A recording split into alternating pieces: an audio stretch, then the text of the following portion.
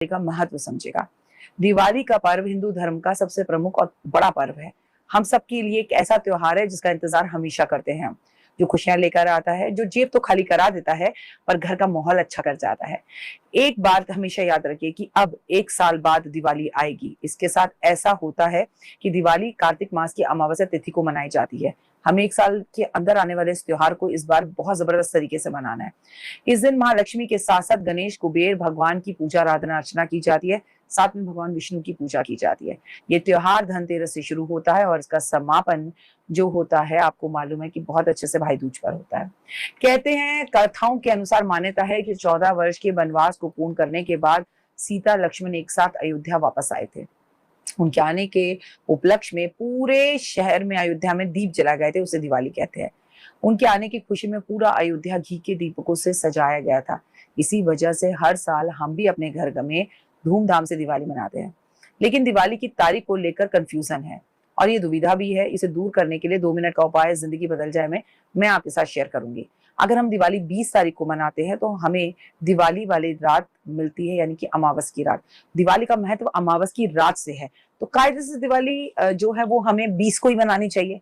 लेकिन कुछ लोग ये कह रहे हैं कि 20 में उदया तिथि से तो नहीं है, तो उदया तिथि से तो 21 में है, लेकिन वो तो शाम को 6 बजे खत्म है, तो हमें दिवाली की रात तो नहीं मिलेगी। फिर हम ये कहते हैं कि हिंदू पंचांग में तो हम सब कुछ उदया तिथि से ही मनाते हैं। हाँ, मुझे मालूम है आपको बहुत गुस्सा आ रहा है ना, कि पहले तो ये सब नहीं होता था। तो ऐसा मत सोचिए, पहले सोशल मीडिया भी नहीं था। आपको दिवाली 20 को मनानी है, 20 को मनाइए, 21 को मनानी है, 21 को मनाइए, दोनों ही दिन दिवाली है। लेकिन जैसा आपके देश काल के अगल बगल के लोग कर रहे हैं वैसा कीजिए। लेकिन 2 मिनट का उपाय जिंदगी बदल जाए में मैं आपको सही डेट बता दूंगी। आप मुझसे पूछे दिवाली मैं कब बनाऊंगी, तो मुझे ऐसा लगता है दिवाली 20 को बनानी चाहिए।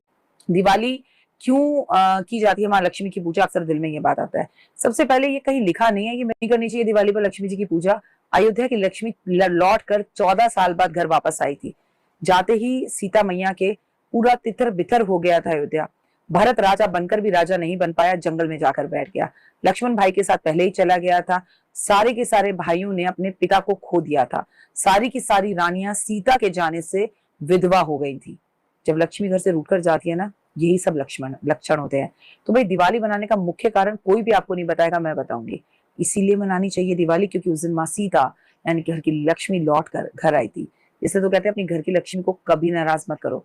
दिवाली के दिन भगवान राम जब 14 वर्ष बाद वनवास से वापस लौटे, जिसके बाद उनके आगमन में अयोध्या में खुशियां मनाई गई, दीप जलाए गए, उनका स्वागत किया गया। साथ साथ इस दिन माँ लक्ष्मी अपने वाहन उल्लू पर भ्रमण करने के लिए भी निकली, जिस वजह से इस दिन महालक्ष्मी की पूजा करी जाती है।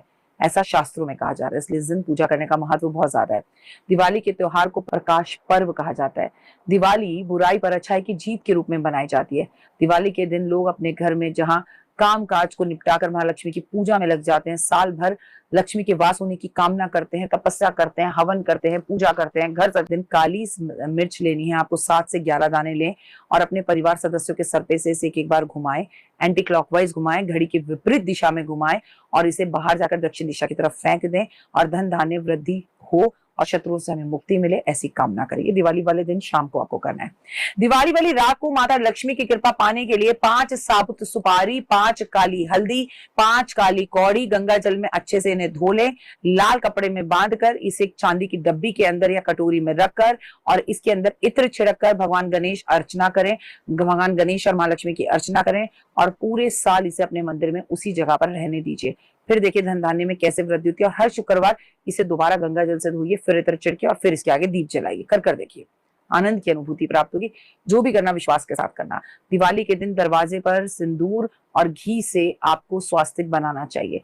दिवाली पर आपको अपने घर के दाएं और बाएं कपूर जरूर जलाना चाहिए। दिवाली वाले दिन आपको अपने घर के दाएं और बाएं मुख्य दरवाजे पर आपको केले के पत्ते या केले के पेड़ जरूर लगाना चाहिए। वास्तु दोष दूर होते हैं, उससे मुक्ति मिलती है।